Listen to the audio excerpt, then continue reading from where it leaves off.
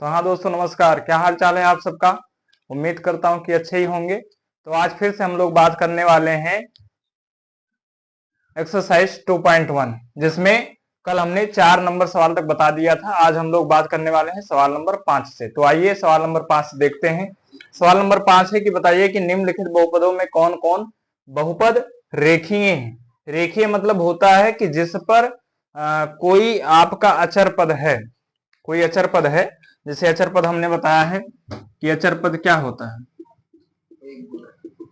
अचर पद 1 2 3 4, ये अचर पद है, ठीक। और चर पद क्या है? ABC, ABCD, ये सब। तो कोई भी जो ये आपका जो अचर पद है, अचर पद पर अगर पावर 1 है तो वो आपका रेखीय होगा। मतलब एक घात से ज्यादा नहीं होना चाहिए, तब वो क्या हो जाएगा? रेखीय होगा। मतलब रेखीय में, रेखिक या रेखीय जो भी आप कहिए, उसमें यक्स है तो यक्स की पावर 1 से ज्यादा ना हो, वाई है तो वाई की पावर 1 से ज्यादा ना हो, जेड है तो जेड की पावर 1 से ज्यादा ना हो, तो वो क्या कहलाएगा? रेखीय। जैसे यहाँ यक्स की पावर 2 है तो ये रेखीय नहीं। 3 है, ये भी रेखीय नहीं। सबसे बड़ी घात यहाँ पर 2 है, ये भी रेखीय नहीं। यहाँ यक्स की घात क्या है? 1, तो ये वाला क्या हो जाएगा? रेखीय। यहाँ टी की घात क्या है? तो ये भी क्या हो जाएगा? रेखीय हो जाएगा। तो रेखीय हो गया कि जिस पर पावर, मतलब चर पद पर पावर सबसे बड़ी घात क्या होती है? 1 होती है, वो रेखीय होता है। और कौन कौन? द्विघाती घाती, मतलब जिस पर सबसे बड़ी घात क्या होनी चाहिए? द्विघाती माने 2, साफ साफ द्विघाती माने 2, द्विघाती माने 2 होता है। तो 2 घात सबसे बड़ी घात, देखो इसमें क्या है? सबसे बड़ी घात 2 है, इसमें सबसे बड़ी घात 2 है, और इसमें सबसे बड़ी घात 2 है, ठीक है। और कौन कौन क्या है? त्रिघाती, त्रि माने 3। तो 3 घात कहीं भी यहां पर है, देखो ये त्रिघाती है, ठीक। और उसके बाद लास्ट वाला ये वाला है। तो चलिए, अब आप लोग समझ गए। अब सिर्फ और सिर्फ लिखना है। जैसे पहला क्या है? यक्स की सबसे बड़ी घात 2 है, ठीक है। यहां हम लिखेंगे यक्स की सबसे बड़ी घात, सबसे बड़ी घात 2 है, 2 है। अतः अतः यह द्विघाती, द्विघाती है, ठीक है। ये पहला हो गया। अब ऐसे दूसरा लिख लो। जब दूसरा लिखोगे आप, तो दूसरे में आप क्या लिखोगे? X minus x cube. यहां यक्स की सबसे बड़ी घात की सबसे बड़ी घात 3 है। अतः यह त्रिघाती है, त्रिघाती है, ठीक। दूसरा हो गया। तीसरा, तीसरा आपका है y प्लस वाई स्क्वायर और प्लस 4। तो y की सबसे बड़ी घात क्या है? y की सबसे बड़ी घात, y की सबसे बड़ी घात 2 है। अतः द्विघाती, द्विघाती है। तो ये आपका 3 सवाल इधर हो गया। अब सवाल नंबर 4, सवाल नंबर 4 में है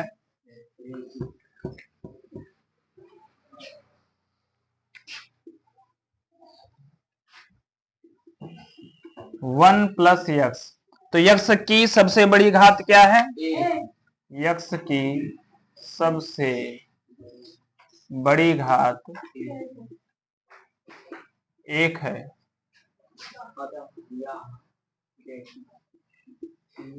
अतः यह रैखिक, रैखिक है। चौथा सवाल, पांचवा, 3t। तो t की सबसे बड़ी घात 1, t की सबसे बड़ी घात 1 है। अतः यह रैखिक, ऐसे ही आर स्क्वायर है, आर स्क्वायर आपका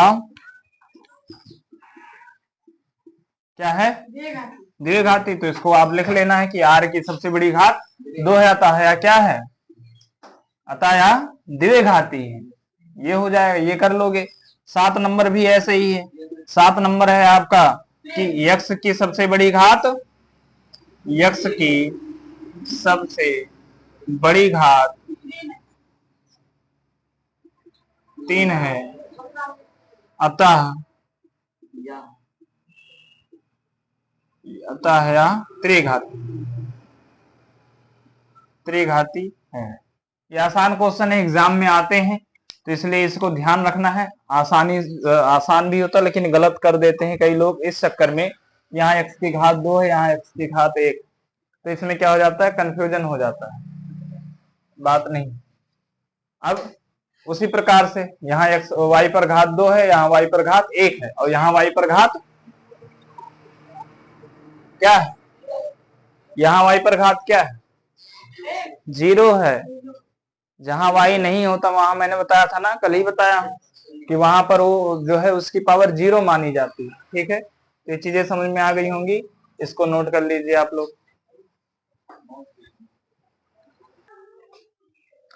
चलिए सवाल नंबर 6 है कि बताइए कि निम्नलिखित बहुपदों में कौन कौन से एक चर वाले हैं और कौन कौन से दो चर वाले। तो चर टोटल कितने होते हैं, 26। ए टू जेड ही तो आपका चर है, A B C D Z तक, यही तो आपका चर है।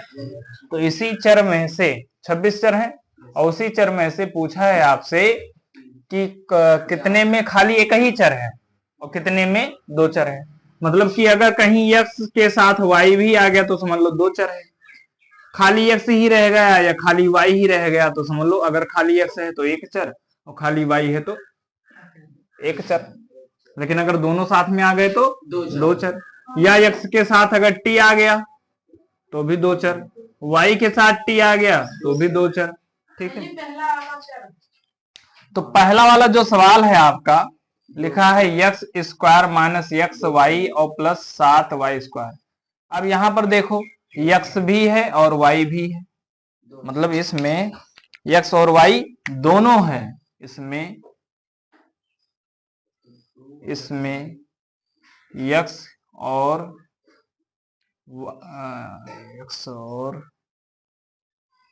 y दोनों है, दोनों चर है, अतः यह दो चर में बहुपद है। अतः यह दो चर में बहुपद है। ठीक है, बात समझ में आ गई, ये दो चर में बहुपद है। ऐसे दूसरा सवाल आपका है, दूसरे सवाल में एक्स स्क्वायर माइनस 2tx और plus 7t square minus x और प्लस टी, कितने चर हैं इसमें, दो चर हैं। तो इसमें भी आपको यही लिख देना है, सेम यही वाला यहां, इसमें x और t दोनों हैं, या ऐसे भी लिख सकते हो, इसमें x और t दो चर में बहुपद है, या ऐसे ही लिख लो दोनों हैं, अतः यह दो चर में बहुपद है। दो चर में क्या है, यहाँ पर देखो x भी है t भी है, और x और t के अलावा और कुछ है ABCD XYZ में से नहीं है ना, बस खाली यही तो ढूंढना है। गिनती से कोई मतलब नहीं, इसमें घात से कोई मतलब नहीं, माइनस प्लस से कोई मतलब नहीं है, बस सिर्फ और सिर्फ मतलब है कि इस ABCD XYZ में से क्या क्या है। अगर दो लोग हैं तो वो दो चर में बहुपद है, खाली एक है तो एक चर में बहुपद है। ठीक है, अब जैसे तीसरा वाला सवाल है, तो तीसरे वाले सवाल में खाली t ही है, t के साथ ABCD XYZ कुछ भी नहीं, तो इसीलिए इसको क्या लिखा जाएगा, एक चर में बहुपद है। बस इतना ही देखना था इसमें। चौथा नंबर सवाल बताइए, कितने चर में बहुपद है?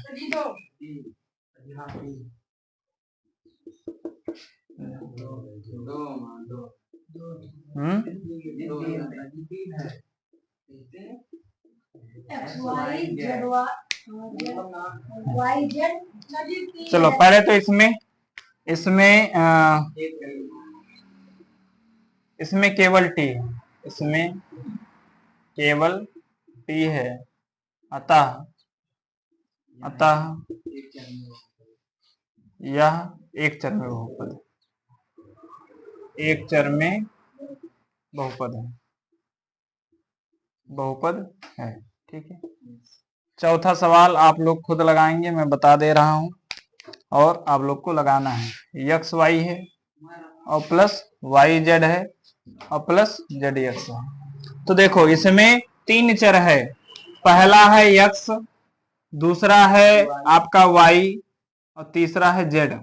मतलब इसमें जो है, इसमें यक्स वाई और जेड तीन चर हैं, तीन चर हैं, अतः यह तीन चर में बहुपद है, तीन चर में बहुपद है,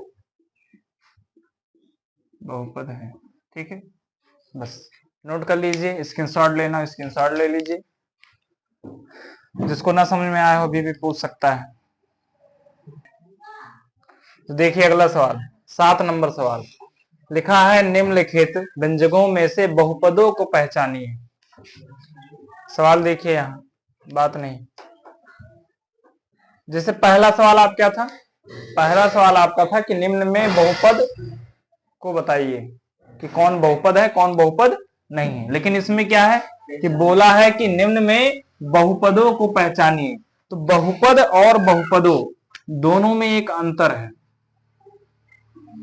बहुपद और बहुपदों में एक अंतर ये है कि इसमें जो आपकी घात है वो सीरियल होना चाहिए। जैसे अगर y की घात 3 मिला तो y की घात 2 भी मिलना चाहिए, y की घात 1 भी मिलना चाहिए और y की घात 0 भी होना चाहिए।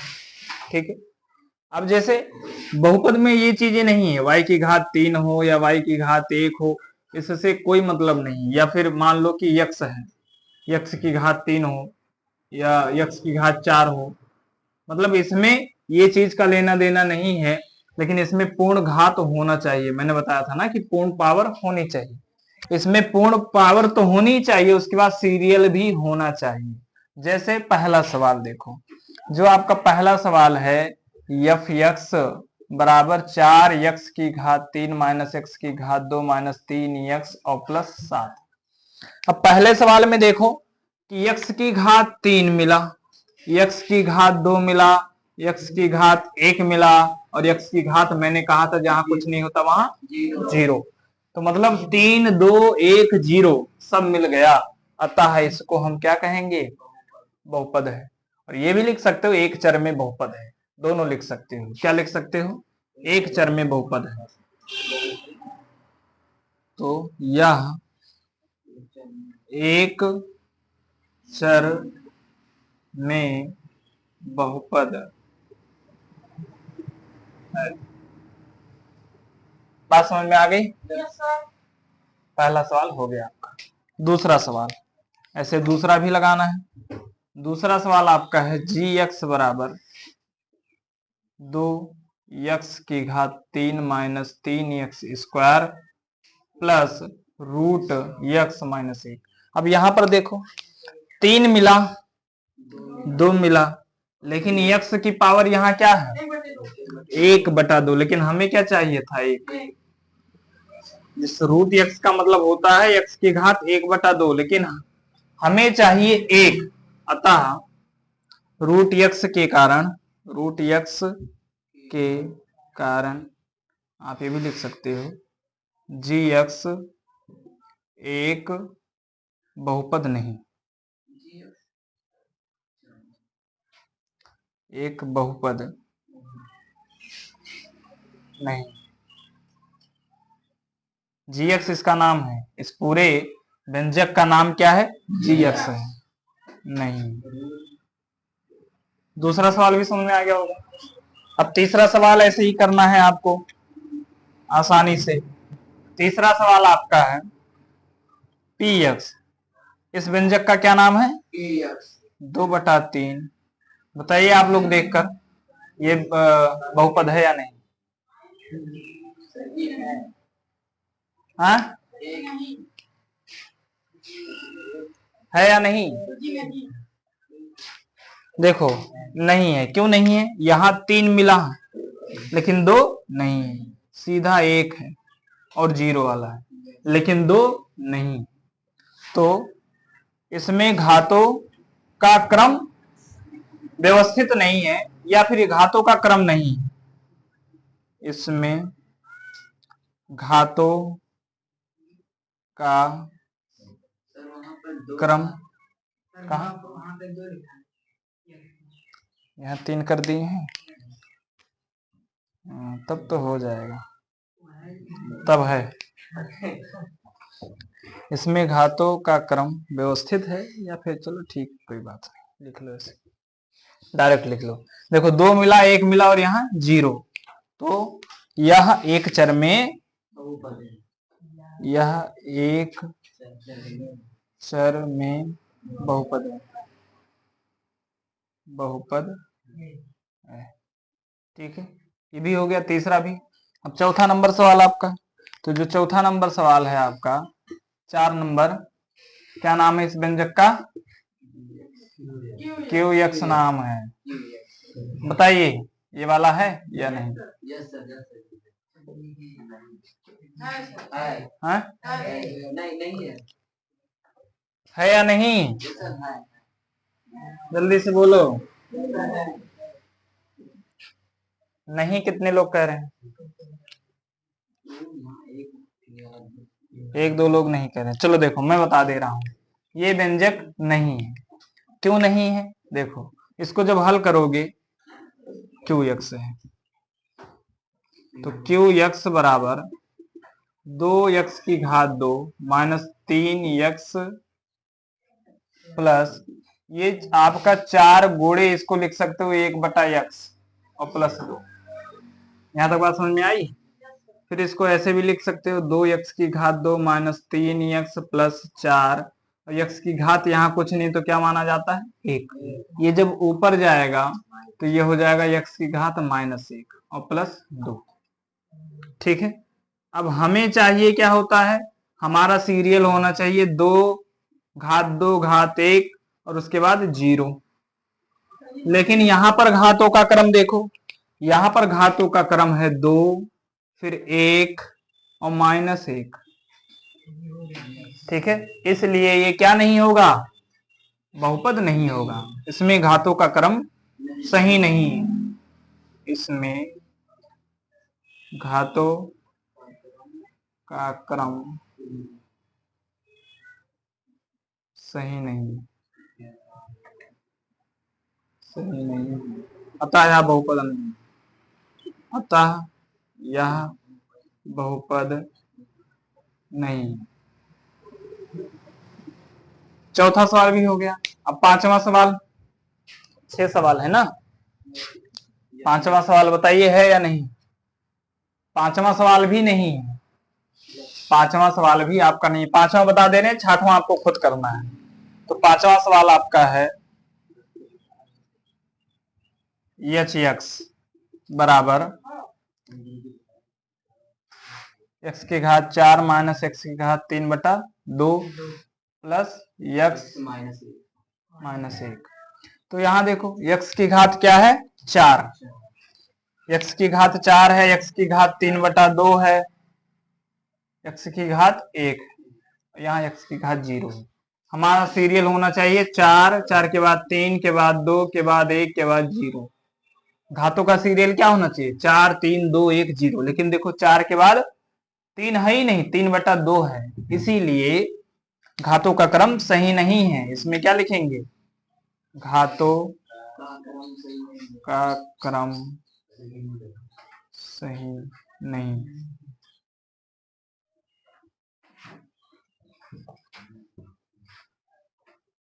सही नहीं है, अतः यह बहुपद नहीं।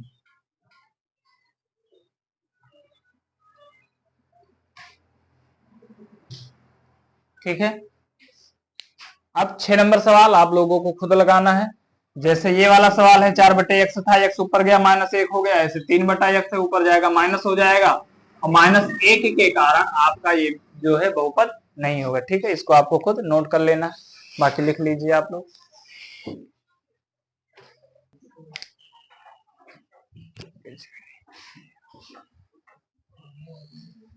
देखो इसमें लिखा निम्न बहुपदों में से अचर बहुपद, रेखीय बहुपद और द्विघाती तथा त्रिघाती। तो देखो कुछ चीजें तो आप लोग जानते ही हो, जैसे आप लोगों को रेखीय बता चुके हैं, द्विघाती बता चुके हैं और त्रिघात बता चुके हैं। सिर्फ आप अभी नहीं जानते हो अचर बहुपद क्या होता है। अचर बहुपद आप सबको बताना है। ठीक है, तो अचर बहुपद क्या होता है देखो। पहला सवाल है आपका f(x) = 0, जिस बहुपद में केवल अचर हो, मतलब उसमें चर हो ही ना। जैसे सब में चर है, x है, x है, यहां भी x है, लेकिन क्या इसमें कहीं x दिख रहा है? नहीं। तो जिसमें x नहीं दिखाई देगा, मतलब कोई भी चर नहीं दिखाई देगा, उसे आचर कहते हैं। मतलब चर का विलोम ही आचर होता है। जहां पर x y z और ये सब कुछ नहीं दिखाई देता, उसे क्या कहते हैं? अचर कहते हैं। ठीक है, अब यहां चाहे 0 हो, f(x) बराबर चाहे 1 हो, चाहे f(x) बराबर 2 हो, चाहे f(x) बराबर 1000 हो, वो सब का सब अचर बहुपद ही कहलाएगा। क्या कहलाएगा? अचर बहुपद में क्या नहीं होता? अचर बहुपद में क्या नहीं होता? यक्स नहीं, चर ही नहीं होता। मतलब चर मतलब ABCD XYZ ये सब कुछ नहीं होता। किसमें किसमें नहीं होता? अचर बहुपद। तो ये सब का सब क्या है? अचर बहुपद है। क्या है? अचर बहुपद। तो इसीलिए पहला वाला आपका क्या हो जाएगा? अचर बहुपद। तो पहले वाले में आपको लिखना है यह एक अचर बहुपद है। समझ गए बात को? अचर बहुपद पहला हो गया। अब दूसरा सवाल। दूसरा सवाल आपका है g(x) = 2x³ -7x और +4। तो इसमें सबसे बड़ी घात क्या है? 3। तो जब सबसे बड़ी घात आपकी 3 है इसमें, तो इसे क्या कहेंगे? त्रिघात। यहां हम लिखेंगे कि x की सबसे बड़ी घात, x की सबसे बड़ी घात 3 है, अतः यह क्या है? त्रिघात बहुपद है। त्रिघात बहुपद है।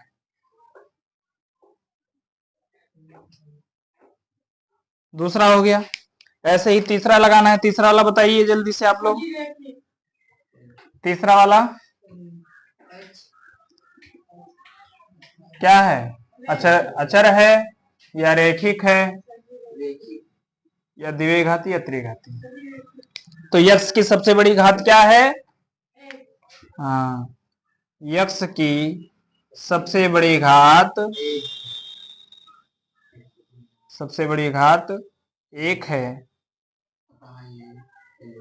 अतः यह रैखिक बहुपद है।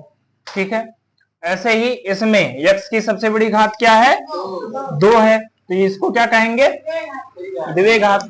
यक्स की सबसे बड़ी घात 2 है, अतः यह द्विघात बहुपद है। ठीक है, चौथा आप लोग को खुद करना है।